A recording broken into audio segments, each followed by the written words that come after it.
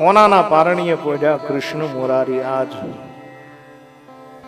પારણિયાની અંદર ભગવાન કૃષ્ણ પરમાત્માને સુવાડ્યા છે. હીરની દોરી હાથમાં છે. અને માં યશોદા એટલા સુંદર મજાના હાલરડા ગાતી જાય અને ભગવાન કૃષ્ણને સુવડાવતી જાય છે.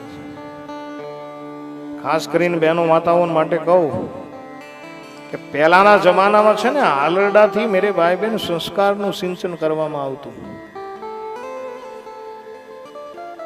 હાલરડાની અંદર એ બાળકને શુરવીરતાની વાતો સંભળાવવામાં આવતી. હાલરડાની અંદર રામાયણ ભાગવત ગીતાની વાતો સંભળાવવામાં આવતી. એ બાળક દિવ્ય બનતું.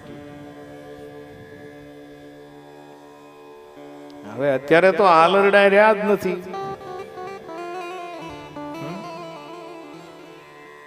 હવે અત્યારે તો કઈ હાલરડા જેવું મને જ ક્યાંય દેખાતું નથી.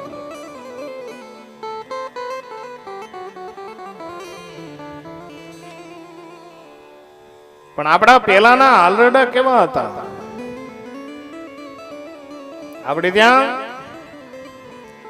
રામાયણ અને ભાગવત બે ગ્રંથો છે અને બે ગ્રંથોની અંદર એવું શીખવાડવામાં આવ્યું છે કે ભાગવતની અંદર માં જશોદા કૃષ્ણ પરમાત્માને હિંચકો નાખે હાલરડા ગાય.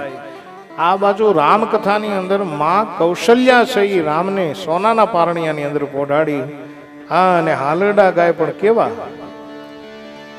કે રઘુકુલ રીતિ સદા ચલિયા,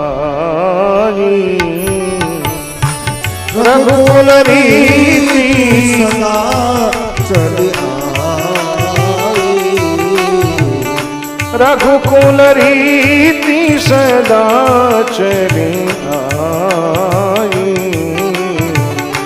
રઘુકુલ રીતિ સદા ચલિયા,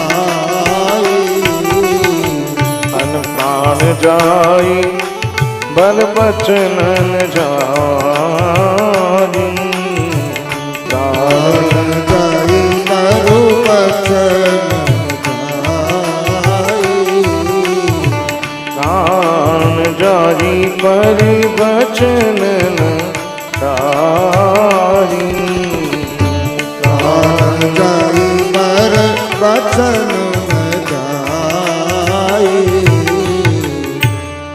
બાળપણથી જેને આ શીખવાડવામાં આવ્યું કે આપણા કુળની અંદર વચનની કિંમત છે.